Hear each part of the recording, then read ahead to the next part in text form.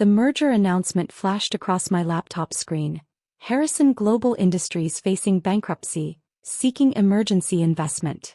I leaned back in my office chair on the 60th floor of the Morgan building, a slow smile spreading across my face as I read the details of my father's company's impending collapse. 10 years ago, I sat in his mahogany-lined study as he laughed at my business plan. "A investment firm? You?" He'd taken a long drag from his Cuban cigar, smoke curling around his self-satisfied smirk. "Alexandra, you can barely balance your checkbook. Stop embarrassing yourself and take the VP position I arranged at Harrison Global." My older brother Thomas had been there too, lounging in his custom suit, fresh from his latest triumph as Harrison Global's CFO. "Come on, little sis. You're not cut out for high finance. Just take Dad's offer and learn from the real professionals."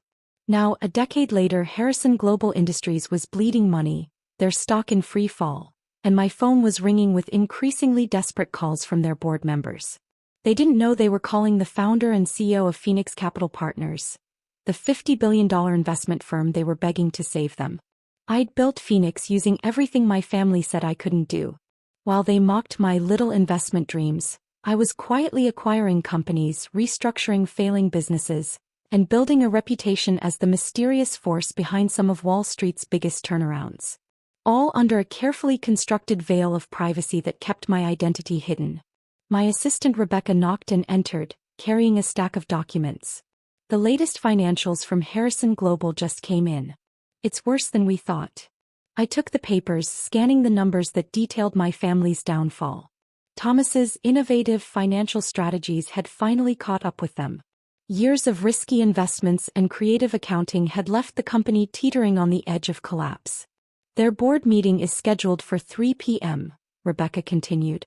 "They're expecting Phoenix's representative to present our terms." She paused, a slight smile playing at her lips. "They still don't know it's you." I stood and walked to the floor-to-ceiling windows, looking out over the city my family thought they owned. Harrison Global's headquarters was visible from here, a testament to old money and older arrogance, now facing destruction because they couldn't imagine a world where a woman they'd dismissed could become their salvation or their executioner. "Book the conference room," I said, still watching the Harrison building. "And call their board. Tell them Phoenix's CEO will be presenting personally." I turned back to Rebecca. "It's time to show my family exactly what their little girl has become." My phone buzzed, father's private number. After 10 years of ignoring my career, he was finally calling. Probably to demand I use my connections to help save his legacy. He had no idea that I didn't just have connections. I had the power to either rescue or destroy everything he'd built. I let it go to voicemail, instead opening the bailout proposal my team had prepared. The terms were brutal.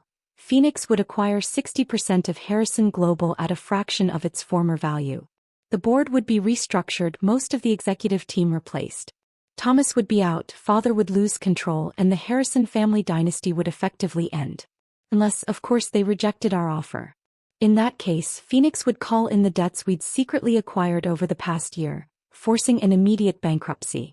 Either way, the company my father had bragged would never hire me would soon be mine. "Rebecca," I called as she turned to leave. "Make sure the conference room has a good view of their building. I want them to watch their empire fall while I explain exactly how it happened." She nodded, understanding the decade of calculated revenge that had led to this moment. "Will you tell them who you are immediately or let them figure it out slowly?" I smiled, thinking of all the family dinners where I'd sat quietly while they boasted about their business genius. "Oh, I think we'll let them stew for a bit. After all, they spent years teaching me that I wasn't worth their attention. Let's see how long it takes them to recognize the architect of their downfall."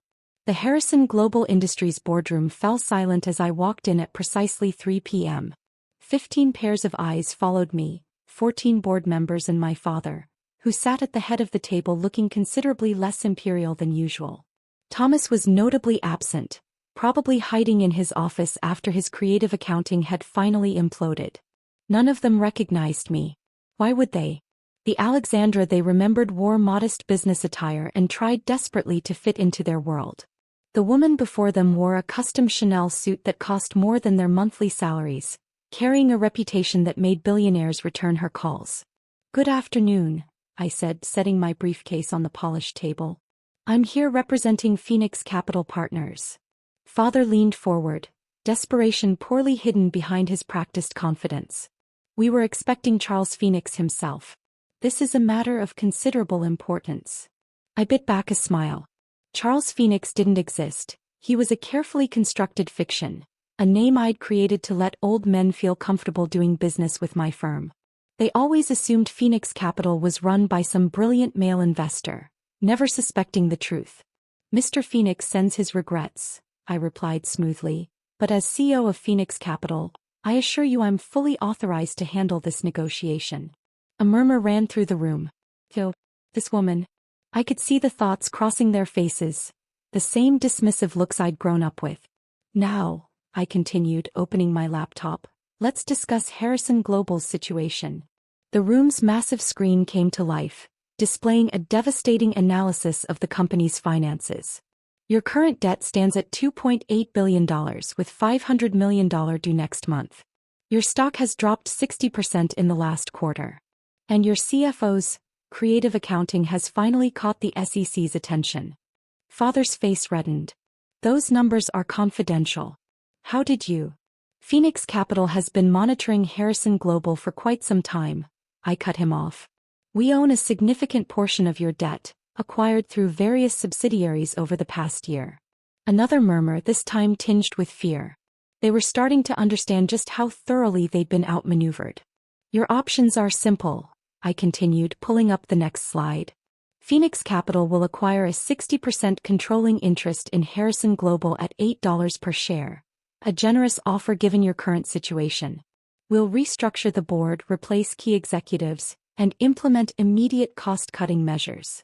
$8. Father exploded. The stock was trading at $60 just last year. Before your CFO's financial engineering came to light, I reminded him. Before your Asian expansion failed spectacularly. Before you lost the Anderson contract to a competitor who, coincidentally, is owned by Phoenix Capital. I let that sink in. We'd been systematically dismantling Harrison Global's business relationships for months, preparing for this moment. And if we refuse? Asked Gerald Morrison, their longest-serving board member. Then Phoenix Capital calls in its debts immediately. Your credit lines are already frozen. Another coincidence. You'll be in bankruptcy by Friday. I smiled. But I'm sure your CFO has a creative solution for that too. Where is Thomas, by the way? Father's face went pale. You know Thomas? Oh yes, I replied, enjoying the growing confusion in the room. We go way back. In fact. I turned to face him directly, dropping the professional mask. He used to tell me I'd never understand high finance. Remember, Dad? Right before you both laughed me out of your study 10 years ago? The recognition hit him like a physical blow. His mouth opened, closed, opened again. Alexandra. The boardroom erupted in confused whispers. I stood, commanding their attention with the authority of someone who controlled their fate. Surprise, Father. That daughter you said would never succeed. She's here to buy your company for pennies on the dollar. I clicked to the next slide, showing Phoenix Capital's true holdings. And this is just the beginning of what you failed to see coming. The boardroom erupted into chaos. Father gripped the table's edge, his knuckles white, as board members frantically whispered and pulled up Phoenix Capital's information on their phones. The revelation of my identity had shattered their carefully maintained composure. Impossible, Father finally managed. Phoenix Capital is worth $50 billion as of this morning, I finished for him. Though that number will likely increase once we acquire Harrison Global, after a thorough housecleaning, of course. The elevator chimed and Thomas burst into the boardroom, his typically immaculate appearance disheveled. He froze when he saw me, recognition and horror dawning on his face. Hello, brother, I said coolly. I was just explaining to the board how your creative accounting practices have left the company vulnerable to, what was it you used to call it? Hostile takeovers by lesser minds. You're Phoenix? Thomas stammered, collapsing into the nearest chair. All this time. Not just Phoenix, I corrected, clicking to the next slide. Phoenix Capital is just one arm of the operation. While you were busy cooking the books at Harrison Global, I was building an empire. The screen filled with logos, Dozens of companies, investment firms, and financial institutions, all connected to my central holding company. Many were firms that had outmaneuvered Harrison Global over the years, stealing contracts and poaching clients. The Anderson contract you lost last year? I continued. My company. The Asian partnership that fell through?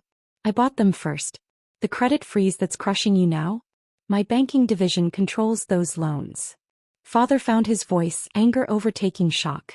You deliberately sabotaged your own family's company? Family.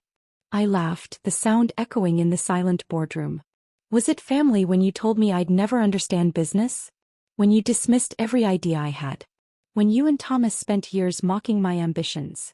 I pulled out a thick folder and began distributing documents. These are the terms of Phoenix Capital's acquisition of Harrison Global Industries. You have 1 hour to decide. Accept and you maintain some dignity in a managed transition. Refuse. I smiled. And I start calling in the debts at midnight. You would destroy your own father's legacy? Thomas demanded. My father destroyed his legacy all by himself, I replied. With help from his brilliant CFO, of course. How's that SEC investigation going, by the way? I hear they're particularly interested in those offshore accounts you thought no one could trace. The blood drained from Thomas's face. Of course I knew about the offshore accounts. Phoenix Capital had been tracking every questionable transaction for years, building a case that could bury him. The board needs to discuss this privately, Father said stiffly. Of course, I gathered my things. You have 1 hour. Oh, and Thomas? Don't bother trying to delete those files from your computer. My tech team copied everything months ago. As I reached the door, Father called out, Why, Alexandra? Why go to all this trouble just to destroy us? I turned back, facing the room full of men who had once made me feel so small. I'm not destroying anything, Father. I'm saving Harrison Global. From you, from Thomas, from this entire boys' club mentality that couldn't imagine a woman being capable of running a business. When I'm done, Harrison Global will be more profitable than ever. It just won't belong to you anymore. I checked my watch. 58 minutes left. I suggest you read those terms carefully. Pay special attention to page 17. That's where I detail exactly how I'll dismantle this company if you refuse. I waited in my private office down the hall, watching the live feed from the boardroom's security cameras, another system I secretly controlled. The scene unfolding was better than any corporate drama on television. Father paced furiously, his carefully cultivated executive composure completely shattered. Thomas sat with his head in his hands, occasionally muttering about offshore accounts and computer files. The board members were divided between those frantically calling their lawyers and those already calculating how to save their own positions under the new regime. My phone buzzed. Mother. News traveled fast in our circles. Alexandra, darling. Her voice dripped with sudden sweetness. I just heard the most fascinating rumor about Phoenix Capital. It's all true, Mother. I cut her off. And before you start planning how to spin this at the country club, you should know I own that too. Along with the luxury condo complex where you've been hiding your shopping bills from Father. Silence then, we should have dinner. Talk about old times. Check Phoenix Capital's dining division holdings. You'll find we own every restaurant you've used to network your way through society. But don't worry, I'm not as vindictive as you taught me to be. Your membership privileges are safe, for now. I hung up as Rebecca entered with fresh coffee and an update. The SEC just, coincidentally, announced they're expanding their investigation into Harrison Global's finances. The stock is down another 15% in after-hours trading. Perfect timing, I smiled. Have our PR team prepare statements for all scenarios. If they accept our offer, we announce a strategic merger. If they refuse, I shrugged. We leak Thomas's offshore account details to the Wall Street Journal. On the security feed, the boardroom had devolved into chaos. Father was shouting at Thomas, who was frantically trying to call his private banker, not knowing that bank was now also under my control. Several board members had already reached out to Phoenix Capital through back channels, offering to support the takeover in exchange for keeping their positions. Your mother called, Rebecca noted, checking her tablet. Already handled. Though I expect the rest of the family will be calling soon. Amazing how many relatives suddenly want to reconnect when they realize you control their financial futures. Right on cue, my cousin James, who'd once told me I thought too small, was calling. I let it go to voicemail. He'd soon discover that his investment firm's largest client was a Phoenix Capital subsidiary. The hour was almost up. I stood, straightening my suit, preparing for the final act. Have security ready, I told Rebecca. Thomas might not take the news well. Which news? She asked. The takeover or the fact that his golden parachute clause was invalidated 3 months ago when we bought his employment contract? Both. I checked my reflection in the window. Though he'll probably be more concerned about the SEC investigation. Funny how all those creative accounting tricks look like fraud under proper scrutiny. I walked back to the boardroom, my heels clicking against marble floors that would soon belong to me. Through the glass walls I could see Father still pacing, Thomas still panicking, and the board members still plotting. Pushing open the heavy doors, I reclaimed my position at the head of the table. Father's spot for 30 years, soon to be mine. Time's up, gentlemen. Have you reached a decision? Father looked at me, really looked at me, perhaps for the first time in decades. You planned this all along, didn't you? Every move, every acquisition, every step of Phoenix Capital's growth. Not all along, I corrected. Just since the day you and Thomas laughed me out of this very room. Consider this a decade-long lesson in underestimating the wrong person. Thomas finally looked up, his face ashen. The SEC investigation. That was you too? I merely pointed them in the right direction. Your creative accounting did the rest. I opened my briefcase, removing the final documents. Now about those terms.